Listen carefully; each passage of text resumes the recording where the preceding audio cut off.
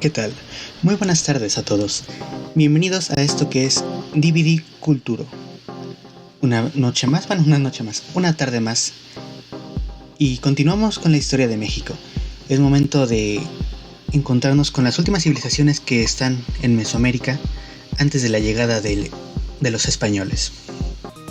El periodo postclásico va a iniciar en el año 800 aproximadamente, el año 800 de nuestra era. En esta época va a ser donde vamos a ver cómo después de estas civilizaciones que caen, empiezan a surgir otras. Teotihuacán, como habíamos hablado, pues pierde mucha de su población. Los mayas abandonan las ciudades donde estaban. Y en ese momento que parece que la decadencia es un estándar, muchos pueblos que provienen del norte, de lo que es Aridoamérica, descienden de esos territorios y se encuentran con los habitantes de Mesoamérica. Entre los diferentes pueblos que llegan, pues por ejemplo los grupos chichimecas, parte de la civilización azteca, y entre otros llegan desde el norte. Estos pueblos seminómadas pues van a terminar asimilándose y mezclándose con las civilizaciones existentes, aprendiendo de ellas, y gracias a esta mezcla se crean las últimas grandes civilizaciones prehispánicas. Ahora bien, este periodo también se caracteriza porque es cuando se van a desarrollar varias técnicas. Por ejemplo, en esta época es donde se desarrollaría la técnica para fundir y trabajar con los metales. Sería como el oro, la plata y el cobre. Algo curioso de hecho, pese a que sabemos que ya trabajaban esos metales, desde la época postclásica, nunca se usó para herramientas, sino que estos trabajos que se hacían eran simplemente para fabricar objetos dignos de contemplar, o sea, joyas y adornos, ¿ok? Y lamentablemente nunca se terminó de ocupar esta tecnología de la metalurgia para crear herramientas o armas, que tal vez hubiera sido muy diferente cómo habríamos visto esta civilización si hubiéramos tenido este tipo de desarrollo. Las civilizaciones, en la anterior ocasiones, en lo que es el preclásico y clásico, vimos que hubo algunas que sí se desarrollaron y que expandieron su imperio a base de lo que era la guerra, el apoyo militar, ¿ok? Y vimos también lo que eran los teotihuacanos, que de hecho expandieron muchísimo lo que era su cultura, pero desde medios pacíficos, lo cual era, fue algo novedoso para la época. Lo curioso es que en el postclásico, en realidad la mayoría de civilizaciones van a encontrar su desarrollo en la capacidad militar y bélica. Van a controlar los pueblos circundantes y van a exigirles tributo. Tal sistema pues genera diversos pueblos que van a ser subyugados por otros, creando un esquema como lo que serían los señoríos como en España, en Europa, donde van a existir grandes extensiones territoriales que se dedican a la producción de agrícola, ¿no? Digamos, y que va a depender de un centro urbano donde se encontraba la clase noble. Y para esto vamos a conocer un poco de las civilizaciones que se desarrollan en esta época, ¿ok? Vamos a conocer parte de uno de los episodios más grandes de la historia de América. Y para esto vamos a iniciar. Los toltecas. Un pueblo que llega del norte, justamente, y se mezcla con las civilizaciones que ya existían, terminan creando lo que es la civilización tolteca. De hecho, ya conocimos un poquillo de ellos. De hecho, como hablamos en el anterior episodio, pues tuvimos este detalle que se dedicaron a hacer guerra con los teotihuacanos, orillándolos también a su fin. Pero vamos a profundizar un poco más en ellos. Estos toltecas se establecen en Tula. Este pueblo o esta civilización es un centro como religioso y político, ¿ok? La lengua que ellos ocupaban era el náhuatl, y de hecho el nombre de toltecas se puede traducir como morador de la Tula, ¿ok? Si se dan cuenta, siempre los nombres que se ocupan para las civilizaciones hacen referencia de dónde vienen o dónde viven, que será importante en algún momento. Pero no podemos hablar de los toltecas sin hablar de Quetzalcóatl. Y pues les platico. Quetzalcóatl Esta leyenda cuenta que el rey sacerdote Quetzalcóatl es quien fundó la ciudad de Tula, después de vengar la muerte de su padre, y gracias a él, el pueblo se desarrolla en todos los ámbitos. Gracias a él se crean las grandes construcciones que van a identificar la zona. Por eso no es extraño que a este Quetzalcóatl se le consideraría el dios de la vida, ya que este, tomando esta forma humana para poder guiar a su pueblo, los dota de los conocimientos y artes para hacer de los toltecas un sinónimo de lo que es la civilización. La leyenda cuenta que Quetzalcóatl, siendo un hombre, termina siendo engañado por su hermano Tezcatlipoca. Este lo hace beber un brebaje que lo hace perder el control y caer en la tentación. Pues lamentablemente al pasar esto, cuando él despierta de nuevo, se siente defraudado y siente que ha que ha quedado en ridículo y que ha engañado y que ha defraudado a su gente, ¿ok? A su pueblo. Por lo que decide emprender un viaje, dejando detrás de él la sabiduría para que su pueblo prosperara. De esta manera, Quetzalcóatl abandona el mundo terrenal y se cuenta en la misma leyenda que un día Quetzalcóatl volvería a su hogar en la tierra y guiaría una vez más a sus descendientes. La historia de Quetzalcóatl se termina compartiendo hacia todos lados, se termina compartiendo a gran parte de las civilizaciones que van a seguir después de los toltecas. Y más o menos se sigue esta misma línea de que en algún momento, él se fue y que terminará volviendo algún día. Y esto es importante porque terminará afectando lo que sucede posteriormente. Algunas de las cosas que logran hacer estos toltecas es que la ciudad de Tula, junto con Teotihuacán y Tenochtitlan, que ya hablamos de Teotihuacán y Tenochtitlan, pues aguántenos, ahorita hablamos de ellos. Estos 3 lugares fueron de los más grandes centros urbanos del altiplano central de Mesoamérica. Esta ciudad se hace una de las más importantes entre los años 900 y 1000, ¿ok? De la era común. Además de que es una de las ciudades más grandes, estamos hablando de un aproximado de 16 kilómetros cuadrados. A tal grado llega esto que ustedes imagínense, los toltecas, el vocablo toltecatl era un sinónimo de un ser civilizado y educado, ¿ok? También el término toltecatl o los toltecas se conocían como los artesanos, justamente por lo que ellos habían construido, porque ahorita vamos a hablar de esto y me encantaría que pudieran ver las imágenes, pero las construcciones toltecas es una cosa increíble, ¿ok?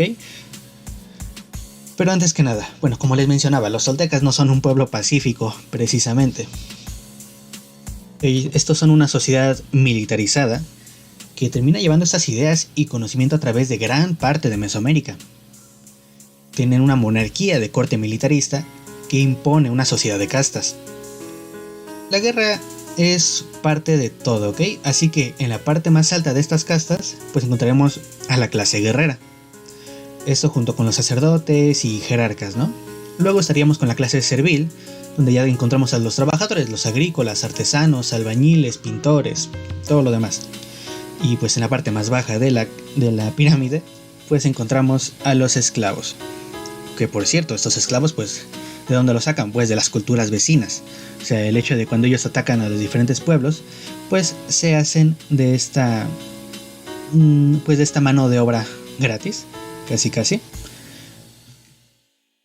Y como les digo, uno de los aspectos donde realmente destacan es en sus construcciones, donde vamos a poder encontrar, podremos destacar a los atlantes de Tula. ¿Qué son estos atlantes de Tula? Para los que no han podido ir a este lugar, a la ciudad de Tula, o directamente no viven en México, por consiguiente es muy difícil, pues estas son formaciones, estas estructuras de más de 4 metros de altura, que son labrados de piedra basáltica y tienen justamente la forma de guerreros que van a custodiar la parte superior del templo de la estrella del mañana, sería la traducción. El nombre es Tlahuizcalpantecutli, ¿ok? ¿Qué es lo interesante de esto? Ok, démonos cuenta que cómo ellos lograron llevar estas estructuras gigantes hasta allá, hasta arriba de lo que era esta montaña. Esto no es poca cosa, ¿ok? Estamos hablando de que estas estructuras van a estar arriba de lo que fue esta pirámide de Tula por tantísimo tiempo, en un momento en el que la rueda, que quede claro, la rueda no se ocupa. O sea, la rueda no es un elemento, no es una opción para los habitantes de Mesoamérica. Estos nunca ocuparon ninguna de las herramientas de ese estilo. En la parte trasera, por cierto, del pueblo de Tlahuizcalpantecutli, vamos a encontrar también otra muestra de lo que son las habilidades de los toltecas. Y este es el muro de serpientes, o el Cuatepantli. Esta, por cierto, que se cree que se le dedica a Quetzalcóatl. Es un muro que contiene 3 hileras de frisos. En la central vamos a encontrar varias serpientes devorando individuos descarnados, ¿ok? Pues estos representan el alma de los guerreros. Las otras 2 lo que representan son grecas escalonadas. Lo curioso, o porque se cree que ese nombre de Quetzalcóatl que se establece este muro, es que en la parte superior encontramos grabados de caracoles cortados transversalmente. Quetzalcóatl se representa en sus dibujos, en la manera en que lo representaban estas culturas. Era esta persona que llevaría el símbolo justamente de un caracol cortado transversalmente. Así que el hecho de que esto estuviera en este muro pues nos hace pensar que pues justamente se pensaba en él cuando se hizo esto. Estos artesanos pues justamente le hacen bastante honor a ese título de los toltecas artesanos, ya que eran considerados, eran los más famosos y apreciados de su tiempo. La cerámica de la ciudad era considerada directamente la más bella y la mejor fabricada de Mesoamérica. Así que, es un pueblo que realmente se destaca en bastantes cosas, uno que tal vez no piensa que lo que puede llegar a ser. Por cierto, estos guerreros en Tula, para los que no sepan, es en Hidalgo. O sea, los que son de aquí en México, pues es en Hidalgo. Y deberían irle a dar una vuelta para que pudiéramos encontrarnos un poco ahí. ¿Por qué se sigue diciendo que son los artesanos? Bueno, estas personas terminan adornando muy bellamente todo lo que son sus estructuras, sus palacios y sus templos. Y aquí se denota cierta inspiración de los teotihuacanos, que recordemos, justamente por el hecho de que van a estar atacando cada tantísimo tiempo, pues se terminan apropiando de ciertas características de este pueblo. Y después serán las siguientes civilizaciones, como los mexicas, los que adaptarán muchas de las estructuras de los toltecas para sus propios templos.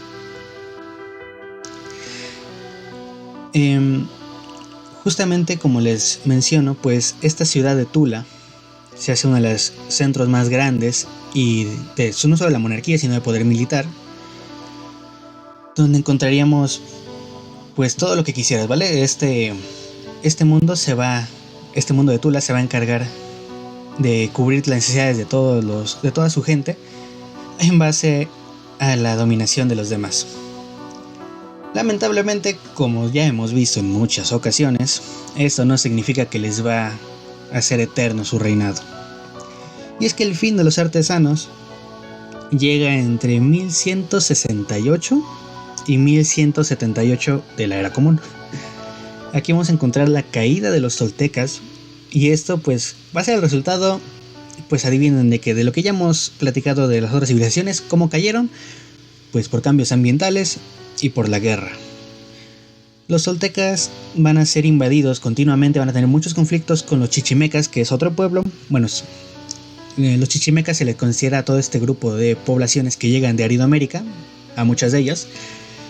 Entonces muchos de estos pueblos llegan y estarían atacando la ciudad de Tula.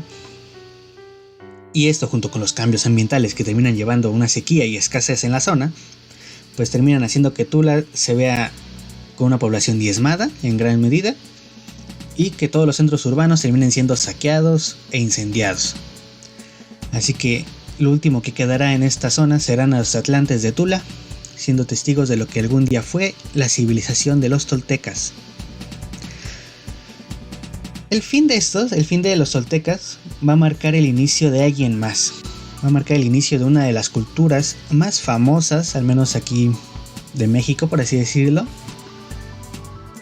Y es la que vamos a hablar ahorita, ya que los mexicas están a punto de iniciar su travesía. A ver, aclaración, porque me encanta, porque muchas veces veo o se leen muchas cosas de historia y se refieren a mexicas o aztecas. ¿Quiénes son? A ver, ¿de quién hablamos? ¿De los mexicas o de los aztecas? Vamos a ver. Aunque estos nombres se suelen usar como un sinónimo, realmente no es cierto. Es necesario que puntualicemos un poco, ¿ok? Ya que estos dos términos no están 100%, no son 100% iguales, ¿ok? Así que vamos a ver cuáles son las diferencias entre estas culturas y el por qué se les confunde tan seguido, ¿ok? El nombre azteca viene pues justamente del lugar de donde viven estas personas o del lugar del que preceden. Y los aztecas, o el nombre azteca, significa los que vienen de Aztlán. Aztlán es una zona, actualmente se desconoce dónde está. Se sabe que teóricamente tendría que estar en la parte norte del país, o sea, parte de Aridoamérica, incluso se sospecha la parte sur de Estados Unidos. O bueno, también hay teorías que dicen que realmente creo que ni siquiera existe, pero esto es un poco todavía a investigación, ¿ok? O sea, tampoco vayan a creer que esto es como que la terminante verdad, porque pues hasta que no se demuestre lo contrario, pues hay que encontrar dónde está Aztlán. Esta ciudad, o este grupo de ciudades, fue donde habitarían los aztecas. Y vamos a hablar de otra leyenda. Se dice que en el año 1 Tecpatl, algo equivalente al año 1064, una fracción de este pueblo azteca recibe el llamado del dios Huitzilopochtli. Este dios les promete llevarlos a una nueva tierra para vivir. Este nuevo lugar los va a llenar de riquezas y de poder.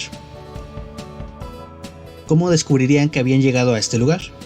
Bueno, ellos decían que tendrían que caminar al sur hasta encontrar un águila devorando una serpiente encima de un nopal.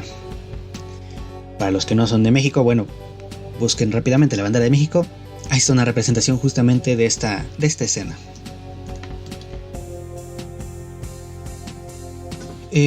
Una parte de este pueblo azteca entonces abandona la tierra de Aztlán y va viajando hacia el sur, siguiendo esta visión que reciben su gente por parte del dios Huitzilopochtli. Van a seguir así por mucho tiempo hasta que llegan al lago de Texcoco, donde ellos se van a establecer. Y bueno, aproximadamente en el año 3225 fundan la ciudad de México Tenochtitlan, ¿ok? Usualmente, como les digo, estos nombres vienen de dónde vives o de dónde llegaste, ¿ok? Y estas personas que se establecen y crean México Tenochtitlan, pues ya no se sienten aztecas.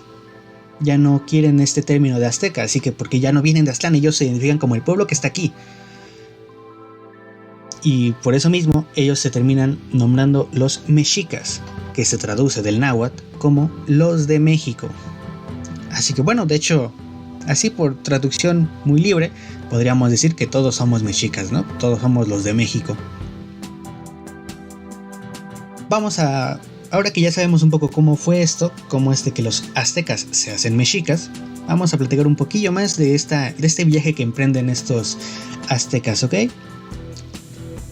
Bueno, el pueblo que viaja desde el norte del país está buscando un lugar donde se pueda establecer. Y en 1276, los aztecas llegarían a Chapultepec, donde se van a volver bastante famosos por su agresividad y por sus sacrificios, porque estos eran de, bueno, Huitzilopochtli, que entre otras cosas es significado como el dios de la guerra y un poco, bueno, asociado al sol. Pues le gustan los sacrificios, según los aztecas, así que se va a llevar a cabo ciertas prácticas en las que se toma la vida de personas para sacrificarlas en nombre de este dios. Y bueno, llegados a este punto, a muchas culturas que están alrededor de ellos les va a parecer un poquillo raro y un poquito agresivo la visión de los mexicas, bueno, aztecas en este caso todavía. ¿Y qué pasa? Pues los culúas, que eran un pueblillo que andaba por ahí del lago de Texcoco, junto con varios otros pueblos aledaños, van a derrotar y desterrar a los aztecas en 1319. Así que los aztecas tienen que escapar y terminan en Tizapán, donde terminan teniendo de hecho una alianza no tan larga con los culúas. Pero, ¿qué sucedió? Bueno, como les digo, a los mexicas les gustan los sacrificios. Iban a terminar sacrificando a la hija del señor de Culhuacán. Híjoles, no creo que la mejor idea que hayan tenido los mexicas haya sido sacrificar a la hija de tu... bueno, del jefe de tu aliado, ¿ok?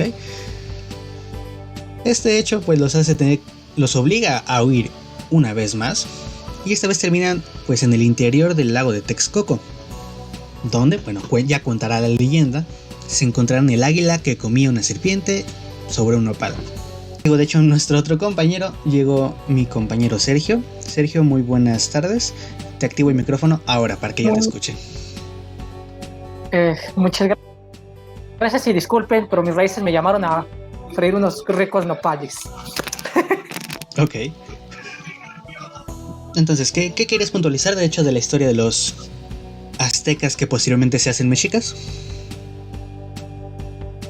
Bueno, estos aztecas que ya se fueron mexicas, pues bueno, queda mucho decirle, ya que habían estos monumentos, no tanto sus antiguas raíces, y como habías muy bien mencionado, que ellos venían muy bien de la zona norte, muy bien, como decir, los guerreros de Tula Hidalgo, se habían establecido en esta parte del posclásico, y habían quedado unos acuerdos muy maritales, muy años 20, 30, para quedar en un fin común. Lo rechazaron, llegó esta gran historia del águila y el nopal, pero es la pregunta, ¿tú crees que es importante esta águila y nopal?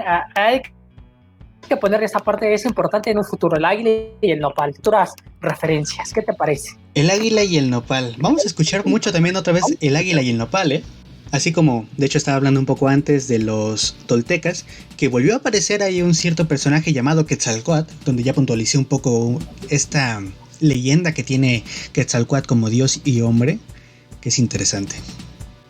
Entonces hay muchas cosas que vamos a ver más a futuro, ¿no? Como que aquí las planteamos y vamos a seguir escuchando de ellas por un largo rato. Ya habíamos visto esta parte, que sí es cierto, porque ya en esta parte del periodo posclásico ya tienen un líder, un rey sacerdote, que es Quetzalcóatl, la serpiente emplumada, o Kukulcán, que es por los mayas, para cultos religiosos, y un sistema militarista. Como habías bien mencionado, ya nosotros teníamos un sistema militar de combates, todos para la guerra, recordando que estas armas principalmente eran por piedras muy filosas, que actualmente los podemos checar. Tan solo un golpe de esto te puede destrozar el hueso. Así es, las poderosas Macuahuitl. De hecho, para los que lleguen a interesar un poquito más, busquen ahí en YouTube, en internet, lo que sea, Macuahuitl. Aunque no lo escriban bien, yo creo que les va a aparecer algo de información. Estas son unas espadas que son con madera y a las que se les insertan piezas de obsidiana.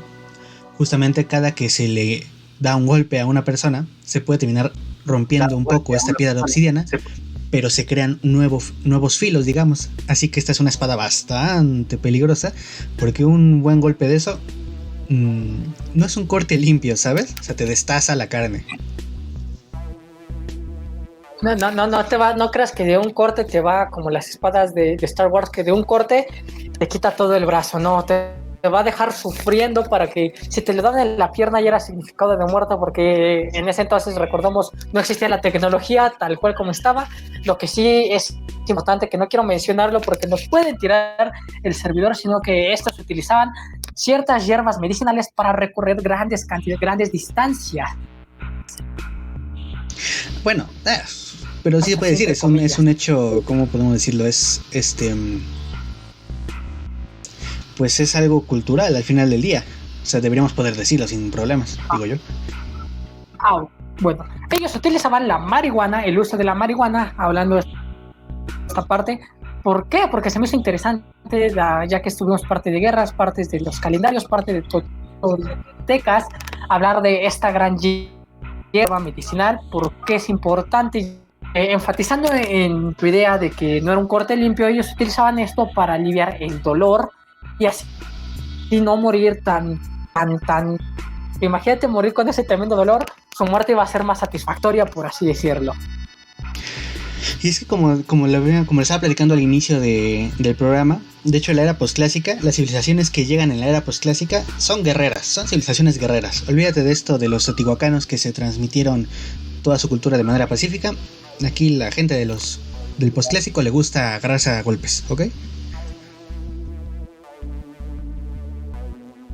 Es como parte de su cultura y pues así es. Sí, es cierto, esos pueblos son invasores. Ya como habíamos dicho de esta parte, fueron invasores de los Itzai, se habían establecido en el siglo IX en Champotón, sobre la costa de Campeche, igual una zona árida, una zona calurosa. Aquí ocuparon hasta el año 1240 y tiempo después, como habías dicho, que es Mayapán, un sector centro-oriental de la península durante este periodo postclásico. Ya habías mencionado las principales ciudades de esta era, compañero. Bueno, no las hemos mencionado. ¿Te gustaría mencionarlas? Hice una mención corta. De hecho, solo dije de los toltecas, solo dije la ciudad de Tula y la caída de la ciudad de Tula. Así que tú, por favor, platícanos qué más había ahí. De la ciudad de Tula, si hay un chileno ahí, no se rían, de favor. Tula es itálico. Bueno, en Tula, en esta parte, pues era un centro sociales y religiosos. Estas eran primeras establecidas, adivinen en dónde, exacto, de Teotihuacán. Después, ¿qué hubo aquí? Varios palacios, aquí ya estábamos un sentido más de la moda, por así decirlo. Teníamos mosaicos con piedras ya trabajadas. Estas ya eran muy tardías porque venían del sur de México. Estas fueron características de esta era. ¿Por qué? Porque como la tela y la tela a color. En la era antigua eran los templos así normales, muy aburridos. ¿Y qué creen? No, llegó la era postclásica y dijo, ¿qué te parece si de ese pigmento pintamos parte de nuestras pirámides? Quedará mamalón. Y así es, por eso yo creo que el título de los artesanos es más que válido para los toltecas. Ellos eran grandiosos, los toltecas.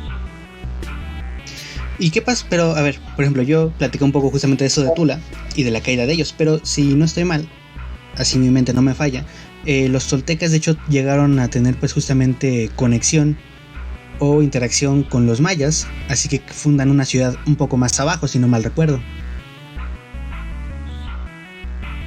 Exacto, fundaron porque después de esta gran caída de la Tula, sí. Bueno, varios estados toltecas dominaron México. Recordemos que esos querían todo, un Salinas Pliego. Desde el siglo IX hasta el XIII, los aztecas se movieron al sur del lago de Texcoco para no afectar el balance de los poderes, en esta parte que poder, pues de los toltecas. Ya habían concedido los matrimonios con las familias y por los años 1450 los mexicas ahora son los más poderosos de los 7 grupos. A ver, vamos a ver un poco más de esto. Exacto. De la llegada de los mexicas, de cómo se imponen los mexicas contra los demás. Pues justamente los aztecas, este grupo de gente que baja desde Aztlán, se divide pues en 7 pueblos diferentes y uno de ellos pues es justamente el que buscará esta serpiente esta águila comiendo una serpiente. En 1276 los aztecas, todavía llamados así, llegan a Chapultepec y como les decía pues ya su agresividad los hace que los corran. Luego llegan a alrededor de las zonas de Tizapán, los vuelven a correr y terminan en el centro del lago de Texcoco. Este pueblo que se establece aquí, estos aztecas recién excluidos de todos lados, son un pueblo que tiene que rendir tributo a otro. O sea, los mexicas o los aztecas no eran un pueblo independiente en su totalidad, sino que rendían tributo a los tepanecas. Esos tepanecas de Azcapotzalco, de hecho, ocupan a los aztecas y a otros pueblos subyugados para la guerra. O sea, es como si fueran alianzas, pero peor, porque no consigues nada tú como azteca ahí, y te obligan a que pelees en nombre de los tepanecas, con lo que consiguen conquistar la ciudad de Texcoco. ¿Qué pasó? Qué irónico, ¿no? O sea, ser de una parte para conquistar el nombre de eso. Ay, me suena muy europeo. Suena... creo que hasta por aquí de América me llega a sonar algo, pero llegaremos a eso. Entonces, como les platico, pese a que esta relación, pues tal vez en principio no es tan hostil entre estos dos pueblos, cuando llega Mastla, que es el nuevo Tlatoani o rey de los tepanecas, este tiene como que ideas muy agresivas, ¿sabes? Termina apresando y matando a Chimalpopoca, que era el Tlatoani de los mexicas en ese momento, y destituye al Tlatoani de Texcoco. ¿Quién era? Pues este personaje era Nezahualcóyotl. Ese nombre, ese nombre es importante. Bueno, era importante, ya está muerto. Pues sí, de hecho un poco. Nezahualcóyotl, este güey Tlatoani, de hecho también se le reconoce mucho por sus habilidades como poeta, ¿ok? Y es interesante porque hay cierto dicho que estoy intentando recordar de dónde viene, que los hombres de guerra no saben del arte. Y pues aquí Nezahualcóyotl, aquí es nuestro poeta, sale y pues aquí ¿quién me dice que yo no sé de arte? Exacto. Compañero, está genial, pero es importante recalcar otros tlatoanis. ¿Te parece si digo unos 3 o 4? Porque no solo hay importantes. Si lo dices tlatoanis antes de que se establezcan los mexicas y la triple alianza, sí. Entonces después, ahorita hablamos de ellos. Solo le diré uno. Entonces, Tizoc, que su significado era pierna atravesada. Bonito nombre. Tizoc. ¿Y qué tenía de chiste Tizoc? Qué orgulloso. Bueno, te diré que ese personaje decía pierna atravesada, no por nada, compañero. Que no era de los tlatoanis de guerra, era, por decirlo, no diré que llegó de guerrero, sino que era de los que querían conquistar, un conquistador. Querían expandir el reino, pero spoiler alert, no pudo. Ay, el mundo de la guerra aquí en el postclásico es interesante porque todos están con ese mismo proyecto. De hecho, como un proyecto europeo, como el proyecto europeo de expansionismo, que llegarían a África y a América. Pues de hecho aquí nuestros pueblos mesoamericanos también tienen este proyecto de expansión, quieren dominar todo. Pero como hay muchos que quieren dominar todo, terminan en esos choques en los que no pueden terminar avanzando hacia ningún lado, ¿sabes?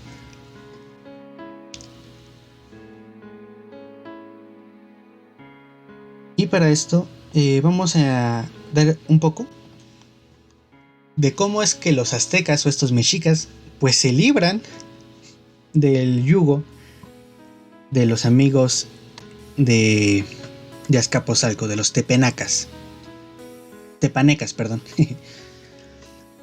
Y vamos a hablar de un título que es importante en la historia, la Triple Alianza. Justamente como les digo, estas acciones que toma el nuevo Tlatoani de los tepanecas Mastla son bastante mal aceptadas por el resto de pueblos que están bajo su yugo, por lo que se va a generar una alianza, la alianza de Tenochtitlan, Texcoco y Tlacopan. Esta alianza, este grupo de 3, pues va a ayudar muchísimo porque entre estos 3 pueblos logran vencer a los tepanecas y dar inicio a la expansión territorial de esta confederación. Vamos a llamar una confederación de carácter militar, porque ellos se van a expandir sin parar hasta la llegada de los españoles. O sea, su objetivo siempre va a ser seguir creciendo. Ellas querían dominar todo, pero ellas como tenían un lore muy, muy curioso. A ver, platica. Bueno, ellos tenían el lore de querer ser la civilización, querían ser una civilización madre, pues ya sabíamos que la antigua madre era la Olmeca, pero ellos querían una región guiada solo por sus dioses, sabiendo que todos los dioses eran similares, solo unos cuantos, pero ellos querían ser como gobernantes, ellos querían un imperio. Exactamente. Y un poquito antes de llegar a sus dioses, porque es una cosa que me encantaría puntualizar un poco más, esta triple alianza hace que estas tres culturas crezcan en gran medida. Esto pues como les digo, gracias a lo que es la conquista y obligar a estos pueblos subyugados a que ahora ellos le paguen tributo de manera periódica a la triple alianza. Qué curioso, ¿no? La víctima terminó como victimario. Sí, el estafador resultó estafado. Qué triste. De hecho, y justamente, el hecho de que los mexicas fueran obligados por los tepanecas a apoyarlos en su expansión militar hace que los mexicas sean diestros en el arte de la guerra. Así que cuando ya se liberan de este yugo, pues saben perfectamente cómo seguir expandiéndose. Pese a todo, como que el esplendor de Tenochtitlan inicia en 1440, cuando ahora sí empiezan a tener una importancia, una relevancia en el aspecto económico y artístico. Y ya tenemos la ciudad maestra, una ciudad hermosa. Exactamente, es una ciudad increíble. Y de hecho vamos a hablar, ¿por qué era una ciudad tan increíble? A ver, vamos a dejar claro algo. Y quiero que piensen un poco en esta idea y se recreen con ella. Los mexicas vivían en medio de un lago. ¿Cómo demonios Dios vives santo, en medio de un lago? ¿Cómo es posible? ¿Cómo vas? O sea, con amén y con ayuda de los dioses. O sea, de veras, ¿cómo se supone que puedes vivir en medio de un lago? ¿Cómo funciona esto? Pues sencillísimo, con tecnología. Los mexicas, yo creo que ya... Teníamos... ¿Anda? Así que tecnología teníamos, seguro teníamos unos cimientos, piedra, arena o tierra. Arena, pues sí. Pero con todos los malos ingredientes, mal producto y todo lo demás que podríamos tener, la tecnología se abrió camino, llegando a tener tecnología hidráulica. Para evitar justamente la inundación de nuestra ciudad y apoyar a la circulación hacia la parte interna y externa de la misma, pues es necesario que desarrollemos algún sistema, y el sistema hidráulico serviría para este hecho. Este aprovecha los recursos naturales y apoyaría el cultivo de alimentos, cubriendo así las necesidades de esta emergente ciudad, porque va a crecer a lo bestia.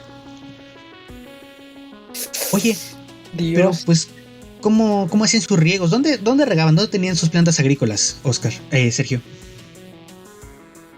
Pues bueno, ¿qué te cuento? Ya teníamos... Voy a darle un spoiler. ¿Te acuerdas que en Grecia y en Roma tenían un sistema de alcantarillado y todo eso? Ah, sí, me acuerdo. Pues lo plagiamos. No voy a decir plagiar, sino nosotros llegamos a la invención de esto. Nos hicimos acueductos. Acueductos. Wow. A ver, la cultura griega es considerada también como que esta cultura que daría el conocimiento al mundo, ¿sabes? Y estamos diciendo de que los pueblos prehispánicos aquí en América, este nuevo mundo que supuestamente llega a ser civilizado gracias a Europa, ya tenía acueductos, tenía estos canales. Para los que no sepan qué son acueductos, que no sé, no me puedo creer que no lo sepan, pero bueno, son canales soportados por pilares con arcos. Estos canales permiten llevar agua por kilómetros, desde zonas donde hubiera, por ejemplo, un manantial, hasta la ciudad de Tenochtitlán, lo que le da pues al pueblo un gran suministro de agua y un excelente sistema de alcantarillado. Dios, entonces ya éramos más saludables, ya teníamos, no lo sé, un baño. Pues sí, y de hecho nos bañábamos bastante seguido. El pueblo mexica es alguien que le gusta de hecho mantenerse limpio. La higiene. La higiene, exactamente. Y cómo se alimentan, cómo plantan sus cultivos, siendo que estamos en un lago. A menos que vivamos de pura planta acuática, esto está muy difícil. Pues las chinampas responden a esta necesidad. ¿Tú sabes qué son las chinampas, Sergio? Vamos. Por supuesto que sí, una chinampa es un lugar de agua donde van a estar poniendo tierra, se van a poner pilares de madera en unas partes, en un cuadrado, y ahí, pues obviamente al aventar tierra y tener eso, se va a volver un poco de tierra fértil para plantar cosillas. Así es, así es. Entonces estas nuevas ideas que llegan de los mexicas terminan haciéndose de una ciudad próspera y muy poderosa. Otra cosilla que tienen es que inician con lo que son las calzadas y las calles. La conexión, cuando ellos Dios plantean... mío, nos estás diciendo que ya tienen... ¿Cuándo manda? Creo que esa parte sí, pero voy a esperarme porque eso sí tengo la conexión bien chida que va. Ya me acordé, okay. me estoy orgasmeando. Ok. Los mexicas tienen esas calles y calzadas. ¿Por qué? Porque cuando los mexicas quieren construir algo, planean cómo va a estar en relación con el resto de la ciudad. Por lo que está bien planeado, se hacen estructuras, se hacen planos y se dice cómo va a tener la estructura esta ciudad, lo que permite que se definan bien y claramente las calles y las calzadas, con la capacidad incluso de que algunas calles de manera paralela, tienen un canal donde transitan las canoas. Así que la ciudad está perfectamente construida para pues apoyar a a esta civilización, ¿ok? Ok, me parece perfecto, compañero. Así es. ¿Quieres puntualizar algo ahí o vamos a hablar de la religión de los mexicas? Pues bueno, quería dar hincapié a lo que dijiste antes de las carreteras, porque había 3 conexiones importantes de México a Tenochtitlan, que era, no diré carreteras, pero sí una era Xochimilco, otro era lo que actualmente es el Estado de México y otro donde era, no sé si era Hidalgo o algo así. Eran 3 conexiones importantes que conectaban a México Tenochtitlan con otras 3 culturas. Y estos lugares, o sea, para los que no son de México, no lo ubican en el tiempo, pero son lejísimos, ¿vale? O sea, donde hablamos sí es lejitos. Y se construyen estas calzadas para poder tener una comunicación óptima y eficiente con estas otras culturas. Así es. Ya tenemos una idea de, no lo sé, ya seremos ingenieros industriales porque ya construimos todo esto. Ingenieros del transporte. Ingenieros de transporte. De hecho, está muy bien planeado toda la ciudad, o sea, está diseñada para eso. Y después estos diseños que hacen los mexicas se aprovecharán un pueblo que llega del otro lado del mar se aprovechará de este tipo de construcciones para hacer otra cosa, ¿ok? Otra vez. Llegaremos a eso. Oye, la religión, como lo mencionabas justamente, ¿no? Como que los mexicas querían que todos estos pueblos que estaban alrededor creyeran en lo mismo que ellos. Y pues para ellos el dios principal era Huitzilopochtli. Sí, exacto. Esta deidad que es como que muy bélica, muy mexica, que le gusta la sangre y que le gustan los sacrificios humanos, pues no es compartida, no es como que muy agradable esta imagen para el resto de la población campesina de de las zonas, ¿ok? Pues ellos siguen adorando a esos antiguos dioses. ¿Manda? Literalmente de, oye, te presento a mi Dios, que es el Dios de sacrificios para que nos vaya bien todo este año, para que nos dé abundancia, para como que este Dios es el receptor y le va a decir al otro Dios, oye, ¿qué crees? Hicieron sacrificio, dale sol, ¿por qué? Por mis web. Pues sí, o sea, exactamente, como que es un poquito agresivo para los demás pueblos, pues ellos siguen adorando a otros dioses, o sea, ellos tienen a estos dioses de la vegetación, del agua y demás cosas. Y esta dualidad, este justo hecho de que estuvieran esos dioses ahí como que en un inicio chocando, terminan generando una religión donde van a convivir ambas tradiciones. Donde tendremos estos dioses antiguos, como lo serían Tlaloc y demás gente que ahorita hablaremos, y Huitzilopochtli, a tal grado que justamente en el Templo Mayor aquí en la Ciudad de México, que es pues, justamente de la parte central de lo que fue Tenochtitlan, México Tenochtitlan, podremos encontrar o se encontraban dos capillas, una dedicada a Tlaloc, la deidad del agua, y la otra a Huitzilopochtli. La de Tlaloc es mi favorita, tiene unos diseños tan hermosos, se ven ay. Es que es increíble. Y es curioso porque, como dices, los mexicas querían imponer su religión a todo el mundo y terminan acoplando muchas cosas también del resto del mundo. Eran diosas en general. Uh-huh. A medida que esto, pues justamente el imperio crece, termina aumentando también el número de deidades a las que van a venerar.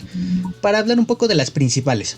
Bueno, las principales deidades son Omelecutli y Omecihuatl, que son los dioses creadores. Ellos tienen 4 hijos, que serían Tezcatlipoca, señor del cielo y la tierra, Huitzilopochtli, el dios de la guerra, Quetzalcóatl, deidad del bien, y Xipe, patrono de la primavera y los cultivos. En ese nivel también encontramos a las deidades acuáticas, como Tlaloc y Calchihuitlic, ¿cómo se dice? Chalchihuitlicue. Dios mío, a veces es complicado. Y al señor... nuestra... Ajá. Es que es lengua antigua, bro. Debemos de mordernos la lengua, sangrar y después decirlo. Yo creo, ¿eh? Y también, bueno, al señor de la tierra de los muertos, Mictlantecutli. Que él dice, las traigo muertas. Las traigo muertas, muy literal. Y, de hecho, aquí creo que ya hay nombres que como que hemos escuchado antes. Quetzalcóatl, Tlaloc, Tezcatlipoca... Como que los escuchamos de los toltecas y los hemos escuchado un poco más atrás con los teotihuacanos. Los aztecas. Y todavía más atrás, entonces es interesante. Con los olmecas, sí. Exactamente. Estas ya son religiones que se van a quedar. Ajá, sí, seguramente. Y hablando, ahorita que hablamos justamente de este deidad de los muertos Mictlantecutli, hay como que los mexicas tenían mucho, como que tenían varias zonas, tenían como que zonas VIP, dependiendo cómo morías, ¿sabías? Exacto, sí, porque si morías en la guerra era increíble, debías de pasar por las flechas de todos tus enemigos, ¿no? De hecho, si tu caída fue en batalla, llegas a lo que es el paraíso solar, el Omeyocan, donde habita pues el sol, ¿ok? O sea, el que sería Tonatiuh, que es otro diosito, el dios sol. Entonces llegarías al paraíso solar, donde este guerrero, Tonatiuh, libera una batalla cada día. Y tú lo acompañarías en este transcurso, en ese cielo, para pelear junto a él. Y de hecho, es curioso, las mujeres no peleaban, ¿ok? O sea, las mujeres no tenían permitido ir a la guerra, pero sí podían llegar al Omeyocan, al perecer en el parto. Oh, Dios. Entonces ellas llegan a este lugar y se convierten a lo largo de 5 años en unas aves inmortales que se alimentan del néctar de las flores de los jardines del Tonatiuhichan, la casa del sol, ¿ok? Qué bonito transformarse en ave, ser libre. Libre soy, ok. Hay otro lugar donde llegan los muertos, y son los que terminan, pues, fallecen por causas relacionadas al agua. Y es que como si nuestro señor Tlaloc se sintiera mal por ellos, pues los invita a su paraíso, al Tlalocan. Ay, sí es cierto. Ay, cara, Dios, qué bonito es, no, que ahorita si mueres solo te vas al cielo. Como que ahí solo hay un lugar aquí, hasta podías como que ver cómo te tocaba, ¿no? Y a mí el de Tlaloc, o sea, el paraíso de Tlaloc creo que era de los mejores.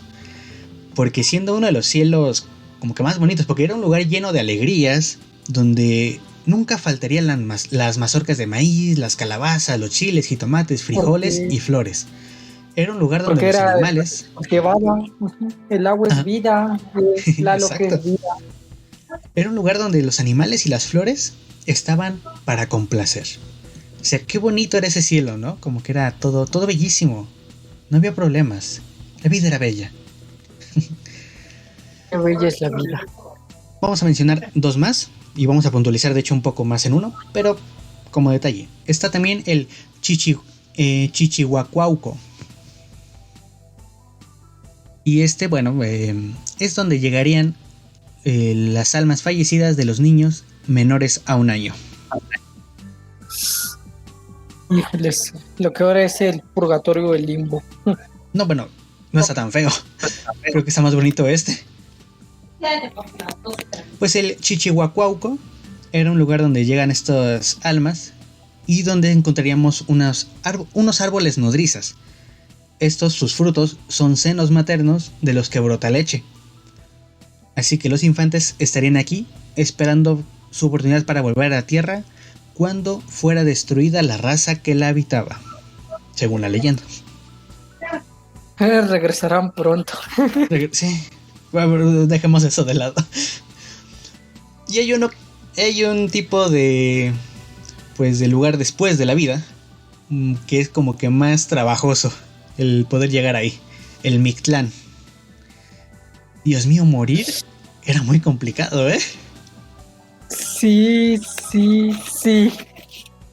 Ay, el Mictlán creo que era solo para valientes, ¿sí? El Mictlán, de hecho, es donde llegan los normales.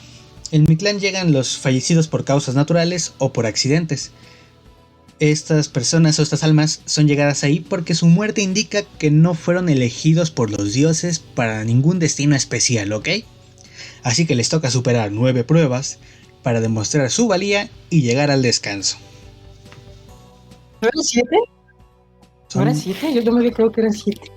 Yo encontré siempre siempre 9. O sea, siempre tengo registradas como que son 9. No sé si las dividían o algo así. O sea, las tengo más específicas en algún aspecto, pero tengo registradas otras. Pero pues vamos a ver. Veamos. El primero. Pues más te vale que hayas sido bueno con los animales, con los perros en tu vida, porque necesitas de uno para poder pasar la primera prueba. Llegamos al Itzcuintlan. La primera prueba de los muertos es cruzar un río caudaloso lleno de agua negra. Y para poder llegar justamente al otro extremo necesitas ayuda, porque sos un inútil nadando. ¿Quién te ayuda? Tal vez... Bueno, déjame dudar. Michael Phelps podría llegar a pasarlo. Ese podría ser una opción. Pero todos los demás seres humanos inmortales necesitaremos un Xolotl, un perro. Ese animal te va a dar su ayuda si fuiste bueno con ellos. De hecho, era una costumbre que tenías que... O sea, en tu infancia y demás cosas, en tu crecimiento, tenías un perro para cuidarlo y demás, para que pues tú pudieras ayudar posteriormente del otro lado. Aquí hay un dicho que dicen que el difunto que llega a la ribera del río arriba, luego mira al perro, si conoce a su amo, luego se echa nadando al río hacia la otra parte, donde está su amo y lo pasa a cuestas. Por esta causa, las naturales solían tener y criar a los perros por este afecto. Además decían que los perros de pelo blanco y negro no podían nadar y pasar el río porque decía el perro de pelo blanco, yo ya me lavé. Y el perro de pelo negro decía, yo me he manchado de color prieto y por eso no puedo pasarlos. Solamente el de pelo vernaje podía pasar bien a las cuestas a los difuntos. Como habías mencionado, el Xoloscuincle. Exactamente. Bueno, yo no dije Xoloscuincle. Xolotl es el término para perro, así. El Xoloscuincle justamente es esta especie nativa de México, bueno, de Mesoamérica, que es de color grisáceo.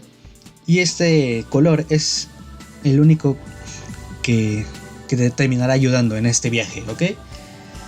Por eso me enojó mucho la película de Coco cuando lo representan así a los Xoloscuincles de ¿cómo que al final es una alebrije? ¿Cómo es una alebrije? No. Bueno, mira, he visto peores maneras de representar la cultura, sinceramente. Sí, la neta sí. ¿Y qué sigue después de esto? Una vez que has cruzado este río. ¿Mande? Síguele, Oscar. Síguele, Sergio, perdón. El segundo nivel, Tepexli Munamictlán, el lugar donde los cerros se juntan. Aquí en México voy a dar un hincapié porque, o no sé si en otros países de Latinoamérica, había una comercial que me encantaba de una cerveza Corona, donde se veía a un guerrero pasar por 2 piedras que se iban juntando y debían de pasarlo. Justo es esto. La prueba consiste en cruzar 2 cerros que se abrían y cerraban de manera continua. El viajero debía esperar el momento adecuado para cruzar sin ser aplastados en el interior.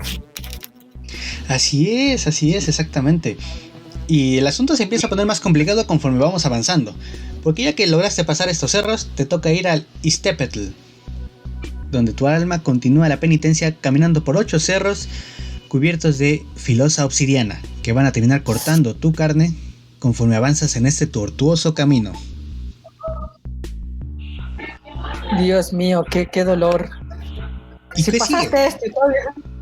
esto y todavía sigues vivo y con ganas de caminar, a menos que te hayan cortado el tendón de Aquiles, que ya es doloroso. 4º nivel, Itze Hayakan, el lugar del viento de obsidiana. Este 3er nivel, si llegas ahí, este es un sitio que se describe como desolado de hielo y piedra abrupta. Este lugar era una sierra que tiene puntas afiladas. Además, uno se toparía con 8 senderos poco elevados, donde la nieve nunca deja de caer. Exactamente. Y si esto no ha sido suficiente, si no has tenido suficiente con el frío y los cortes que has recibido en los últimos 2 niveles, te espera el Pancuecuetlacayan, que va a ser una zona desértica de 8 páramos, donde los vientos te llevarán sin rumbo, cortando tu cadáver con múltiples puntas de flecha que son arrastradas por el viento, múltiples puntas de pedernal arrastradas por el viento. Qué difícil es morir. Ya vamos por el Malbosch. 6º nivel. Es más, creo que en el Malbosch no sufres tanto. 6º nivel. Timimino lo hallan, el lugar donde la gente es flechada. Este es lo que decía. Este lugar se caracteriza por su extenso sendero que se debía ser atravesado. Durante esta travesía, unas manos invisibles lanzaban saetas filosas que producían varias heridas de agujeros al cuerpo del difunto. Pues estas eran aquellas que perdían en batallas de nuestro plano terrenal. O sea, los que morían y los guerreros decían, mira, ahí viene un simple mortal que murió por un infarto, hay que lanzarle flechazos, ¿jalas? Jalo. Exactamente. Y ahora que te han atravesado tantas veces y ya estás harto de la vida, bueno, ¿qué te parece si cambiamos? Vamos a ir al Teyoyocualoyan, que es la 7ª prueba, donde las fieras abrirán tu pecho y se comerán tu corazón. A ver si tienes habilidad para dejarte comer el corazón, porque el asunto empieza a ser muy agresivo y muy manchado contra los pobres muertos. Ay, qué dolor. Qué bonito jaguar, qué bonitos son los jaguares, me encantan. 8º nivel, Pichmictlán, Apochcalocan. Este espacio, Apochcalocan, es un río de aguas negras. No lo puedo pronunciar por bueno. Este río debía ser atravesado y evitar ahogarse en el trayecto. Si esto se lograba, entonces el muerto se despojaba de su cuerpo y su alma o espíritu quedaba libre para continuar a las aguas del siguiente nivel. Imagínate qué feo ha de ser morir ahogado, por antes de morir ahogado te da un infarto al corazón y muerte por causa natural. Dios mío, ya como para llorar. Y bueno, ya no tenemos cuerpo. Después de tantos niveles, al fin perdimos ya completamente el cuerpo, que a mí me sorprende que quedara algo todavía para ese momento. Llegamos al Chikunamictlan. Esta será nuestra última prueba, como muertitos, que será atravesar las 9 aguas del Chiconahuapa. Al finalizar esta prueba, tendremos el honor de llegar entre Mictlán Tecutli y Mictecacihuatl, que para ese momento más te vale que cuando te enterraron te hayan dado ciertos aditamentos, ciertos regalos para el dios de la muerte, porque por amor de Dios no puedes llegar con el dios de la muerte sin tenerle algún regalo. No lo sé, incienso, o un incienso, un maíz, no lo sé, una reliquia de jade, algo así. Exactamente, y si todo está en regla, o sea, van a verificar tu historial, vamos a ver si pasó, ya no tienes corazón, ok, todo está bien, ok. En ese caso, los dioses de la muerte... Se te olvidó un papel. Los dioses de la muerte te liberan para siempre de los padecimientos, te comerán y serás parte de la naturaleza una vez más. Qué bonito, y renacer de nuevo, qué feo. Y sí, y te vuelve a tocar el desmadre, ¿eh? Tú imagínate. Compañero. Pero si llegas una vez más fácil. ¿Será? Pero ya ni te acuerdas. Dale. Bueno, cosas que se nos quedan en el tintero. Hablemos de los tarascos. Será otra civilización donde los mexicas no lograrán entrar. Y aparte de todo, veremos la primera vez que en Mesoamérica se desarrolla las armas con metal. Y después hablaremos de Moctezuma Xocoyotzin. Otro personaje interesante. Eso es cierto. Quisiera terminar esta parte con una bonita reflexión del Mictlán, ¿lo puedo decir? No, bueno, sí, dale. Veis aquí con que habéis de caminar y ponla entre las mortajas, y así amortajaban el difunto con sus mantas y papeles que estaban aperajadas, poniéndote ordenadamente ante él, diciendo: veis aquí con que habéis de pasar en medio de dos sierras que están encontrándose una con otra. Y más le daban al difunto otros papeles, diciéndole: veis aquí con que habéis de pasar el camino donde está una culebra guardando el camino. Y más daban otros papeles, diciendo: veis aquí con que habéis de pasar a donde está la lagartija verde, que se dice Xoctinoal.